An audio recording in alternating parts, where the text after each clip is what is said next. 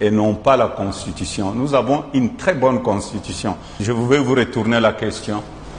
Est-ce que c'est la Constitution qui nous demande de payer les députés plus de 20 000 $ américains, payer le ministre plus de 20 000 $, et c'est cette même Constitution qui nous demande de ne pas donner l'électricité à la population congolaise? Est-ce que c'est cette Constitution qui nous demande de ne pas donner de l'eau potable?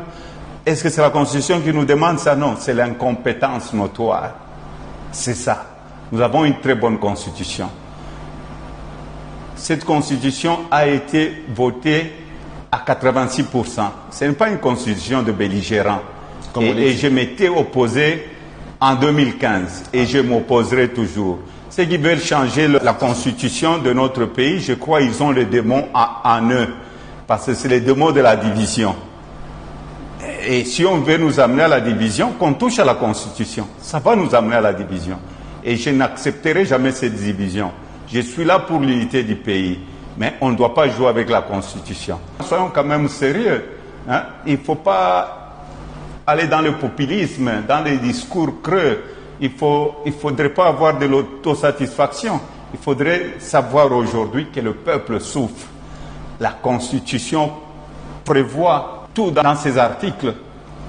La bonne gouvernance. La bonne justice. La justice, elle doit être indépendante. Malheureusement, aujourd'hui, nous avons de bons juges, mais la justice n'est plus indépendante. Il y a l'ingérence des politiques dans la justice. Les vrais voleurs sont en train de rouler carrosse, ils sont dans des avions business class, et le pauvre Congolais se retrouve en prison. Aujourd'hui, l'insécurité, la criminalité, le nombre de gens qu'on tue dans toutes les provinces, les bandits à main armée, est-ce que c'est à cause de la Constitution? Non, c'est à cause de la mauvaise gouvernance et de l'incompétence. Nous devons défendre l'intérêt du peuple congolais. Et le programme que j'avais, mais ce pays allait redécoller. Là, on est en train de patauger tous les jours. On est en train de patauger. Dites-moi, depuis qu'il y a eu élection, quel est le changement dans l'assiette du peuple congolais? Le budget est revu à la hausse. Quel budget? 18 milliards, c'est ce que vous appelez budget?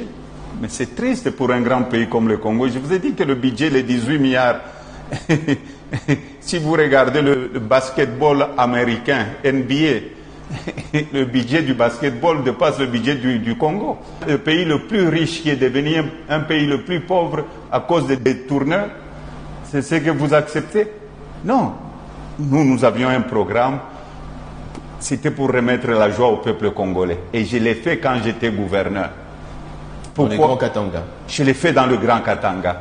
Et s'il n'y avait pas eu les élections chaotiques, si on avait respecté le choix du peuple, ce pays allait déjà changer. Mais je ne suis pas un pleurnichard. Je suis un homme de solution. Quand vous voyez quelqu'un, il pleure tous les jours du matin au soir, il ne fera rien de bon. C'est comme un père de famille, vous pleurez, ça ne va pas, c'est à cause de mon voisin, les enfants ne mangent pas, les enfants ne vont pas à l'école. Un papa doit être un père responsable. Est-ce que vous avez un message particulier que vous pouvez lancer à la population qui vous suit?